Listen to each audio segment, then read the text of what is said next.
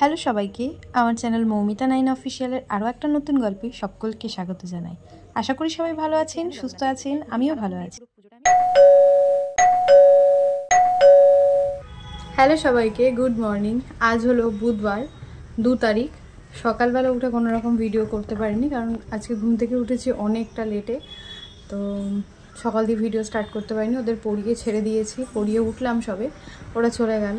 তো সকালবেলায় মা হাতে সকালের খাবারটা দিয়ে দিয়েছে, তো চলো খাবারটাকে শেয়ার করি। আজকে সকালের খাবারে মা করেছে গোলা রুটি। এই পাতলা পাতলা গোলা রুটিগুলো খেতে আমার বেশ ভালো লাগে, তো এটা দিয়ে আজকে সকালের খাবারটা শুরু করছি।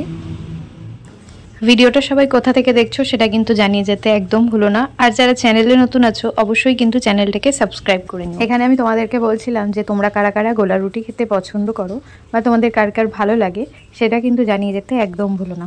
এটা কিন্তু আমি শুধুই খাই, মা আবার চা দিয়ে খায়। খাওয়া দাওয়া করে উঠে একটু কাজ ছিল, কাজ করছিলাম, তার মধ্যেই বাবু ফোন করলো যে একটু গোলায় দরকার আছে। তো আমি তো চলে এসেছি গোলায়। এখানে বাবু একজন পাঁপড় নিয়ে এসছে, তো পাঁপড় দেখছিল, বললো দেখ যদি পাঁপড় ভালো লাগে তাহলে পাঁপড় নে। ওই যে বাবুর হাতে যে বড় বড় পাঁপড়গুলো রয়েছে, ওই পাঁপড়গুলো খুব ভুল না করলে বছরের প্রথম দিকে একটা পিকনিক করেছিলাম আমরা ঘরোয়া 4-5 জন মিলে।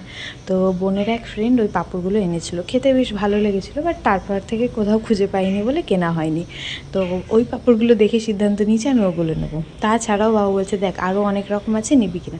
কিন্তু আমার না এইরকম রং বেরঙের খাবার, মানে এই যে পাঁপড়গুলো নিচে রয়েছে রঙিন পাঁপড়, এগুলো আমার একদম ভাল লাগে না। এই পাঁপড়গুলো আগেও খেয়েছি, আমার খুব খারাপ লাগে, তো সেই জন্যে ভাবলাম এই একটাই সিম্পল পাস্তার মতন দেখতে হয়, এইটা নেওয়া যেতে পারে। আর বড় যেগুলো আছে ওগুলো তুমি যে কোনো একটা নাও। তো যে কোনো একটা নাও বলাতে বাবু বললো এনেছে যখন উনি, তখন 4 রঙেরই নিই। তো বাবু একটা সাদা নিয়েছে, একটা লাল নিয়েছে, আর একটা সবুজ নিয়েছে, আর নিয়েছে একটা এই পাস্তার মতন পাঁপড় ভাজা খেতে তো আমার বেশ ভালো লাগে, যদি সেটা চাটনি দিয়ে খাওয়ার শেষ পাতে হয়। তোমাদের কার কার ভালো লাগে সেটা কিন্তু কমেন্টে জানিয়ে যেতে একদম ভুলো না। 4 রকম পাঁপড় নিয়েছে বাবু। ঘড়ির সময় ধরে যদি হিসেব করা হয় তাহলে ঠিক মিনিট 1 আগে, মানে 1 মিনিট আগে আমি এই পথ থেকেই পাঁপড় নিয়ে ঘরে গেলাম। ঘরে গিয়ে জাস্ট বসলাম, মায়ের সাথে কথা বলছি, সঙ্গে সঙ্গে বাবুর আবার ফোন, আয় বিস্কুটওয়ালা এসছে বিস্কুট নিয়ে যা। পাগল হয়ে যাবো, আমি পাগল হয়ে যাবো। চলো তোমাদের সাথে শেয়ার করব কি কিনছি না কিনছি সবটাই।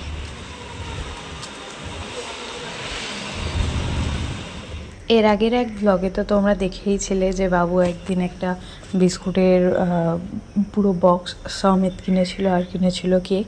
হ্যাঁ, তিনিই এসেছিলো, তো বলছিল কি কিনবে।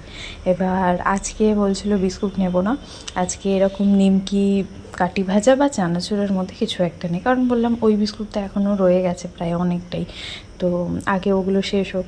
তো এখান থেকে তাই এই 3টে নিয়ে কথাবার্তা চলছে যে কী কেনা হবে কী কেনা হবে। আমার তো নিমকি খেতে বেশি ভালো লাগে, মা বলেছিল যদি চানাচুর পাওয়া যায় আনিস, কিন্তু এই চানাচুরটার কথা বলেনি, এটা হলো একটা মিষ্টি টক ঝাল মিষ্টি চানাচুর, মা তো খেতেই পারবে না, তো সেই জন্যে নিমকিটাকে নেওয়া হলো।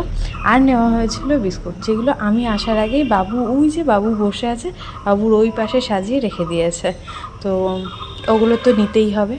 তো আমি নিয়ে নিয়েছি, চলো ভেতরে যাই। এখানে নিয়ে নেওয়া হলো 3 প্যাকেট বিস্কুট, নেওয়া হয়েছে এই যে বাসনা চিনি দেওয়া, আমার আর ডায়েট করা হলো না। তারপর 2টো নেওয়া হলো চা দিয়ে খাওয়ার জন্য একটা প্যাটিস, একটা টোস্টটা খেতে আমার দারুণ লাগে, আর নেওয়া হলো একটু নিমকি। এই হলো 4 রকম জিনিসপত্র।